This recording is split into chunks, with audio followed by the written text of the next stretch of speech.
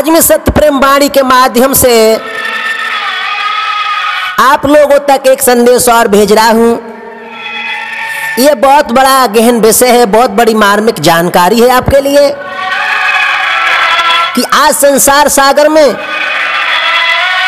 इस बात का प्रचलन हो रहा है। जो मूर्ख लोग हैं, जो मूढ़ी लोग हैं, वो कहते हैं कि भगवान इस धरती पर नहीं है। लेकिन मैं दावे के साथ सत्य प्रेम वाणी के माध्यम से कह रहा हूं, ओ मूर्ख जीव, भगवान तुझ में भी है, हम में भी है। भगवान कण कण में बसा हुआ है। धरती का ऐसा कोई कोना खाली नहीं होगा जिसमें भगवान का प्रकाश न हो। हर जीव जंतु प्राणी वनस्पति कंकड़ पहाड़ चींटी हाथी सब में भगवान का वास है। यदि भगवान का वास न हो तो ये संसार चल नहीं सकता है। तू सोचता है मेरे चलाने तो ये संसार चलता है। अरे तेरे बाप की औकात नहीं है जो संसार को चला ले, जब तक परम पिता परमेश्वर की कृपा नहीं होती है। तू मूर्ख है, मूर्ख। तुझसे बड़ा कोई मूर्ख हो नहीं सकता है। तू भगवान के साथ अन्याय नहीं कर रहा, तू समाज के साथ अन्याय नहीं कर रहा है कि भगवान इस धरती पर नहीं है। तू अपने साथ बहुत बड़ा अन्याय कर रहा है। तू अपने आप को नरक की तरफ ले जा रहा है। आइए मेरे नौजवान साथियों, आज धरती पर भगवान होने का मैं प्रमाण दे रहा हूं, वो सत्य प्रमाण है और यह सिद्ध भी है। क्या? सत्यम ब्रह्म सनातनम, सदा रहने वाला परमेश्वर सत्य है। लेकिन सत्यम सत्येन दृश्यते, सत्य का दर्शन सत्य के साथ ही होता है, न कि असत्य से। जो लोग कहते हैं कि भगवान नहीं है, मैं उनकी बात को मिथ्या समझता हूं। भगवान होने का प्रथम प्रमाण अमरनाथ जी। अमरनाथ जी में शिवलिंग अपने आप बनता है, अपने आप मिटता है। यह सत्य नहीं है तो क्या है? दूसरा प्रमाण धरती पर भगवान होने का, मां ज्वालामुखी। मां ज्वालामुखी में से हमेशा ज्वाला निकलती रहती है। यह सत्य नहीं है तो क्या है? अरे मूर्ख, अरे पाखंडी, अरे धूर्तो, अरे अंधविश्वासियों, तीसरा प्रमाण देता हूं, मैहर माता मंदिर। इस मैहर माता मंदिर में रात्रि के समय यादव नरेश आल्हा, जो यादव नरेश आल्हा उदल थे, विश्वविख्यात हैं। इस मैहर माता के मंदिर में यादव नरेश आल्हा आज भी रात के समय आते हैं और माता पर पुष्पों का हार चढ़ाते हैं, जल का अर्घ देकर चलायमान हो जाते हैं। कोई भी पहरेदार समझ नहीं पाता है, देख नहीं पाता है यादव नरेश आल्हा मैया का श्रृंगार करके कब चले गए। ये सत्य नहीं तो क्या है? भगवान के सत्य होने का प्रमाण एक और है। कौन सा? चतुर्थ नंबर, सीमा पर स्थित तनोट माता का मंदिर। तनोट माता के मंदिर में 3000 से भी अधिक जीवित बम पड़े हैं। उनका न फूटना ये सत्यता का प्रमाण है, ये भगवान का प्रमाण है। क्योंकि भगवान को सत्यम सत्येन दृष्टे, सत्य का दर्शन सत्य से ही हो सकता है। क्योंकि जो लोग सत्य होते हैं ना, उन्हें ही सत्य मिलता है। जो लोग अधर्मी होते हैं, दुराचारी होते हैं, पापाचारी होते हैं, असत्य पर चलते हैं, उन्हें कभी सत्य मिल नहीं सकता है, उन्हें कभी परम पिता परमेश्वर मिल नहीं सकता है। क्योंकि वो तो भटक चुके हैं और दुनिया को भी भटकाने में लगे हुए हैं। ऐसे लोग सदा नरकगामी बनते हैं। भगवान ऐसे लोगों को कभी शरण नहीं देते हैं। भगवान के सत्य होने का पांचवा प्रमाण,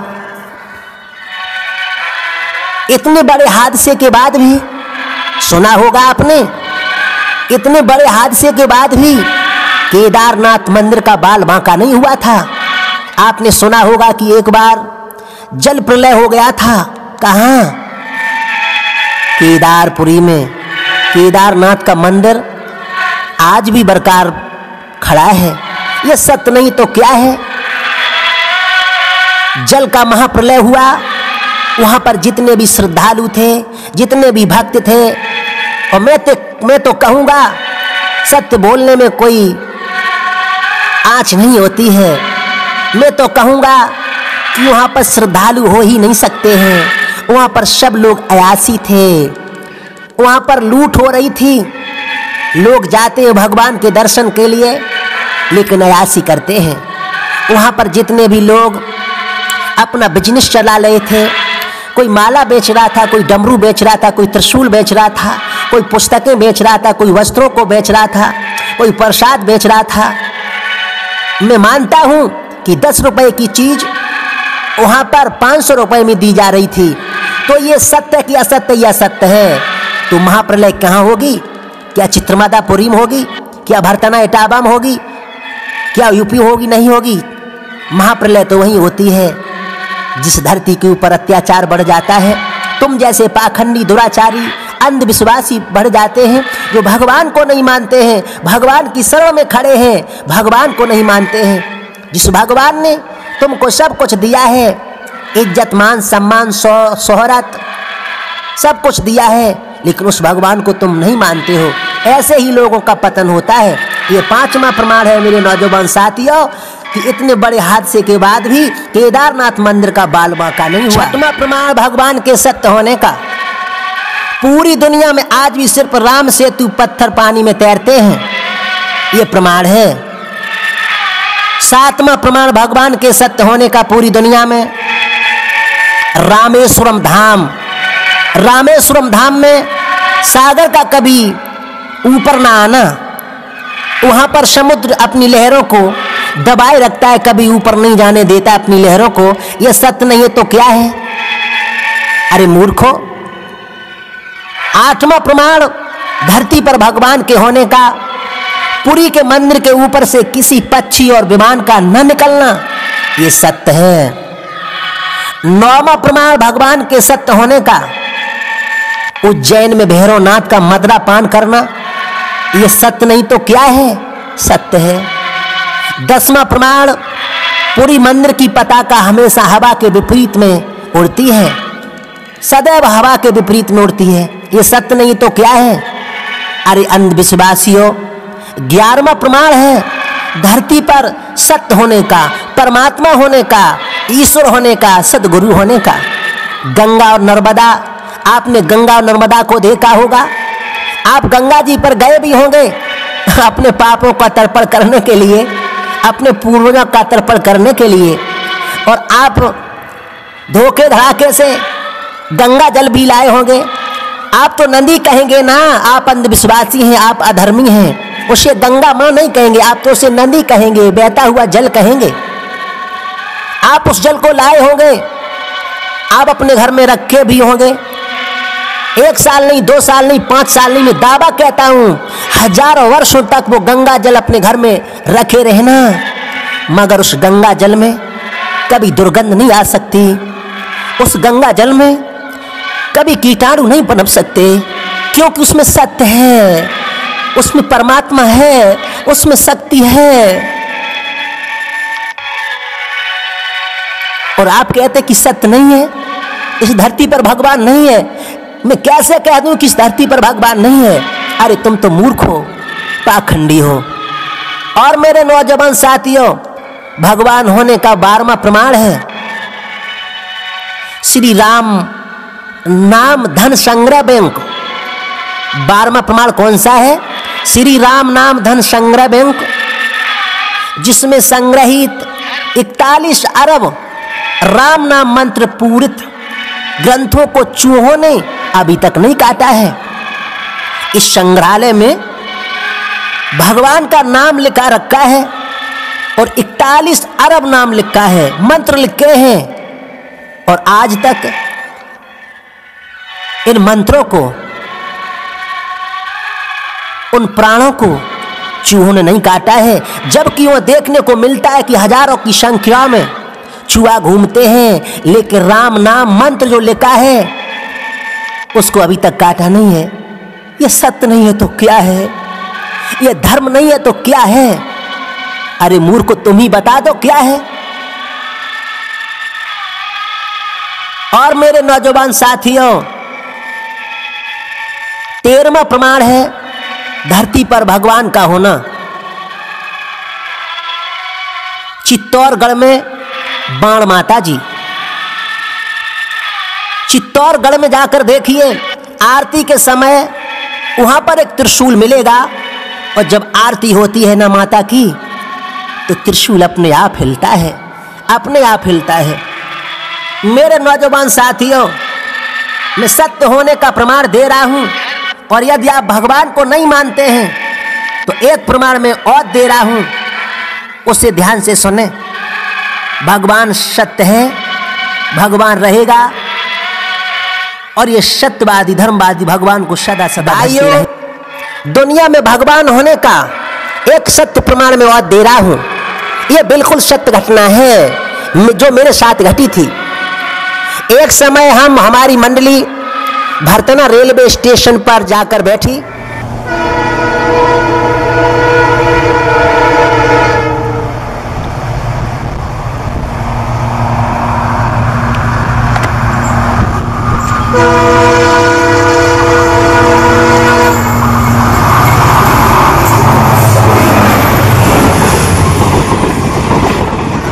और आत्मा से आवाज आई कि चल भोला, इन महात्माओं से थोड़ा आशीर्वाद लिया जाए। मैं और मेरी मंडली आगे बढ़ती है, और महात्माओं को, संतों को, महान विभूतियों को नमस्कार किया है और दंडवत प्रणाम भी किया है। वह देर तक उन महात्माओं से हमारी वार्तालाप होती रही, धर्म सत्य के बारे में, अधर्म के बारे में और संसार के बारे में शास्त्र होता रहा। इसी बीच में उसी रेलवे स्टेशन पर 13-14 लड़कों की टोली आई। सारे के सारे लड़के यंग थे। उनमें से एक लड़का महात्मा जी से बोला, महात्मा जी। हाँ बेटा बोलिए, क्या बात है? एक बालक कहने लगा, मैं आपसे कोई बात पूछना चाहता हूं। आज हमको भी खुशी हुई और महात्माओं को भी खुशी हुई कि आज एक पढ़ने वाला बालक सत्संग करने जा रहा है। इसका जीवन कितना धन्य है, इसके माता पिता कितने धन्य होंगे, इसका कुल खानदान कितना पवित्र होगा, इसका चरित्र कितना निर्बल होगा। लेकिन वहां तो सब कुछ उल्टा था। महात्मा जी बोले, बोलो बेटा क्या पूछना चाहते हो? और हाँ, हम जैसे महात्माओं का, साधु संतों का, विद्वानों का, शास्त्रियों का यही काम है। जो जीव संसार सागर में भटक जाता है, माया में वशीभूत होकर परम पिता परमेश्वर को भूल जाता है, ऐसे जीवों को मैं ज्ञान रूपी ज्योत जलाकर उनके हृदय को जागृत करता हूँ, उनके ज्ञान को जागृत करता हूँ। जो जीव इस संसार में भटक जाते हैं, अपना मार्ग छोड़ देते हैं, वो जो नहीं समझ पाते कि भगवान ने मुझे किस लिए भेजा है, धर्म के लिए भेजा है, सत्य के लिए भेजा है, भगवान की भक्ति करने के लिए भेजा है। लेकिन इस संसार सागर में आकर ये जीव माया में लिप्त हो जाता है, और माया में लिप्त होकर नाना प्रकार के कुकर्मों को कर बैठता है, पाप अत्याचारी दुराचारी बन जाता है, और अपना असली घर भूल जाता है, और सदैव सदैव के लिए नरकगामी बन जाता है। और में से एक बालक कहने लगा, महात्मा जी हमें उपदेश मत दो, मैंने आपसे एक बात पूछी। महात्मा जी कहने लगे, अभी तो आपने पूछा भी नहीं है, क्या बात है बोलो।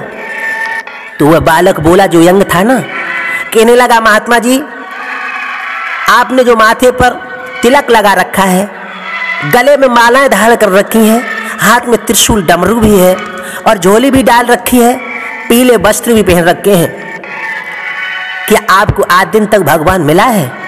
एक बात बताइए बाबा जी, भगवान कैसा होता है, वो कहाँ मिलता है, उसका रंग क्या है? महात्मा जी कहने लगे, ले ये कोई पूछने की बात है, भगवान तो तेरे में भी है, मेरे में भी है, ये गाड़ी आ रही है ना इसमें भी है, ये ईंट पत्थर पड़े इसमें भी है, ये वृक्ष खड़े इसमें भी है, सारे संसार में भगवान है, कड़ कड़ में भगवान है, चींटी से लेकर हाथी पर्वत तक भगवानमय है। वो नौजवान यह कहने लगा, बाबा जी आप बाबा नहीं हो, आप साधु नहीं हो, आप संत नहीं हो, आप एक ढोंगी हो, आप एक पाखंडी हो। क्यों? वो बालक कहने लगा भगवान सब रहे हैं तो भगवान दिखता क्यों नहीं है, भगवान कैसा होता है, आज दिन तक मुझे तो मिला नहीं, क्या तुमको मिला भगवान? अब साधु संत कहने लगे अब क्या जवाब दूं, इस काली खोपड़ी वाले को क्या समझाऊं, ये तो बिल्कुल मूढ़ है, बिल्कुल पागल पाखंडी है, इसके माता पिता कैसे होंगे? जब मैंने ये देखा कि इन महात्माओं की बालक जलील कर रहे हैं तो मुझसे रोका नहीं गया है। ये बात सत्य है, जो सत्य पर चलता है, जो धर्मात्मा होता है, वो कभी धर्म असत्य का अपमान सहन नहीं कर सकता है, अपने प्राणों की आहुति तो दे सकता है। मेरे दिमाग में उसी समय एक अक्ल आई और मैंने कहा ये बालक ये पूछ रहा है कि भगवान कैसा होता है, क्या वो तुमको मिला है, वो कहाँ मिलता है, उसका रंग क्या है, उसका रूप क्या है? तो मैंने उसी समय हमने महात्माओं से कहा महात्मा जी आप अलग हटिए, इसके प्रश्न का उत्तर मैं अभी देता हूँ। महात्मा जी ने कैसे दोगे तुम? मैंने कहा सुनो देखते रहो मैं कैसे देता हूँ। बहुत अच्छा इसका उत्तर है। और मैंने उन महात्मा जी से जो चिमटा था ना उनसे ले लिया, छीन लिया और आज तक न था हम ठहरे आई उस यंग लड़के की खोपड़ी में दिया मैंने। जो खोपड़ी में चिमटा लगा तो बाहर खाली नहीं जाता यादव का। ध्यान रखना मेरे नौजवान साथियों, उसकी खोपड़ी से खून बहने लगा। जब खून बहने लगा तो वहां पर जितने यात्रीगण थे सारे यात्रीगणों ने मुझे घेर लिया और कहा स्वामी जी आपने क्या किया, आपको क्या इसका भय नहीं है? किसी का बालक यदि मर जाए तो क्या होगा? मुझे किसी का भय नहीं है। आपको भय नहीं है? आपको मर्डर केस लग सकता है, आप हवाला जा सकते हैं। मैंने कहा मुझे परम पिता परमेश्वर का भय है, उसी का डर है, सत्य धर्म का डर है। तुम जैसे धूर्त पाखंडी काली खोपड़ी वालों से मुझे डर नहीं है, न मैं डरता हूँ, क्योंकि जिसके साथ सत्य होता है, धर्म होता है, उसी के साथ परम पिता परमेश्वर होता है। और जिसके साथ परम पिता परमेश्वर होता है दुनिया वाले उसका बाल बांका नहीं कर सकते हैं। मुझे अपना डर नहीं है, अपने सत्य धर्म का डर है। मेरे साथ कुछ भी हो मैं नहीं डरता हूँ, क्योंकि मुझे पूर्ण विश्वास है परम पिता परमेश्वर पर। सत्य में जयते, सत्य की हमेशा विजय होती है। धर्म रक्षति रक्षते, जो धर्म की रक्षा करते हैं धर्म उनकी रक्षा जरूर करता है। अब वो लड़का दर्द के मारे चिल्लाने लगा हाय दर्द हाय दर्द। मैंने कहा कहाँ दर्द हो रहा है तेरे, कहाँ दर्द हो रहा है? कहने लगा स्वामी जी मेरे सिर में दर्द हो रहा है, मुझे अस्पताल ले चलो। मैंने कहा अस्पताल तो तब ले जाऊंगा, पहले अपने प्रश्न का उत्तर तो लेते जा। कहने लगा क्या उत्तर है? मैंने कहा तू अभी कह रहा था संतों को जलील कर रहा था, उनसे कह रहा था कि भगवान कहाँ है, भगवान का रंग कैसा होता है, भगवान कहाँ मिलता है, क्या तुमको भगवान मिला, क्या तुमको भगवान दिखा? हाँ तो सुन, मैं वादे के साथ कहता हूँ, इतने लोग खड़े हैं समाज के, यदि तूने अपने दर्द को निकाल कर मुझे दिखा दिया, अपने दर्द का आकार बता दिया, अपने दर्द का रूप रंग बता दिया, तो समझ ले मैं सत्य प्रेम वाणी के माध्यम से वादा करता हूँ कि मैं भी अपने भगवान को अपने हृदय से निकाल कर तेरे सामने खड़ा कर दूंगा, चाहे सारे जीवन की मेरी तपस्या भंग हो जाए। निकाल दर्द कहाँ है तेरा, कैसा उसका रंग है, कैसा उसका रूप है, कैसा उसका आकार है, निकाल दर्द को। वो लड़का कहने लगा दर्द कैसे निकल सकता है, वो तो सिर में हो रहा है। मैंने कहा पागल धूर्त पाखंडी, क्या तेरे माँ बाप ने यही सिखाया है? जब दर्द नहीं दिख सकता है तो भगवान कैसे दिख सकता है? भगवान की हृदय में अनुभूति की जा सकती है, उसकी हृदय में झांकियों को प्रकट किया जा सकता है। और जब भगवान सत्य होता है और सत्य है तो भक्त उसे प्रकट कर सकता है। ध्रुव का नाम सुना तूने, प्रहलाद का नाम सुना तूने, नरसी का नाम सुना तूने, मीराबाई का नाम सुना तूने, धना भगत का नाम सुना तूने। आज जब उस बालक ने हमारी शुमारी को सुना, उस बालक ने मेरे पैरों को पकड़ लिया और कहा स्वामी जी मुझे माफ कर दो। मैंने कहा मैंने तो माफ कर दिया, लेकिन इन महान आत्माओं का तूने अपमान किया है, इन संतों का नहीं, तूने भगवान का अपमान किया है। जब तक तुझे संत माफ नहीं कर सकते हैं तब तक मैं भी माफ नहीं कर सकता हूँ और मेरा भगवान भी माफ नहीं कर सकता है। उसी समय उस बालक ने 5 संतों के पैर पकड़ लिए और कहा प्रभु महात्मा मुझे क्षमा कर दो, मैं बहुत मूढ़ हूँ, मैं बहुत पागल हूँ। आज मैं कसम खाता हूँ कि आज के बाद सदैव भगवान की भक्ति करूंगा और जहां भी आप जैसे महात्मा दिखे, आप जैसे क्या, आप जैसे वस्त्रों में कोई भी दिखा, मैं उनका कभी अपमान नहीं करूंगा, सदा सम्मान करूंगा और उनके भीतर सदैव भगवान की झांकियां निहारा करूंगा। इसलिए आप मुझे माफ कर दो। महात्मा लोग कहने लगे, महात्माओं का हृदय बहुत दयावान होता है, महात्माओं का काम होता है सब पर दया करना, सबको माफ करना। और कहा, बच्चे मेरा आशीर्वाद है, जा तू पढ़ लिख के आगे बढ़। इसलिए मेरे नौजवान साथियों, कभी किसी की परीक्षा लेनी नहीं चाहिए। भगवान सदा है, सदा रहेगा और पहले से था। इसलिए सदा सब प्राणियों में भगवान की झांकी देखो, सब प्राणियों से प्रेम प्यार मोहब्बत करो, सत्य पर चलो, धर्म पर चलो। इससे बड़ा कोई तुम्हारा पुण्य नहीं हो सकता है। इसलिए मेरे नौजवान साथियों, आप ये कहते भगवान नहीं है, भगवान कैसे नहीं हो सकता? भगवान सब जगह है, पर मानने वाला हो।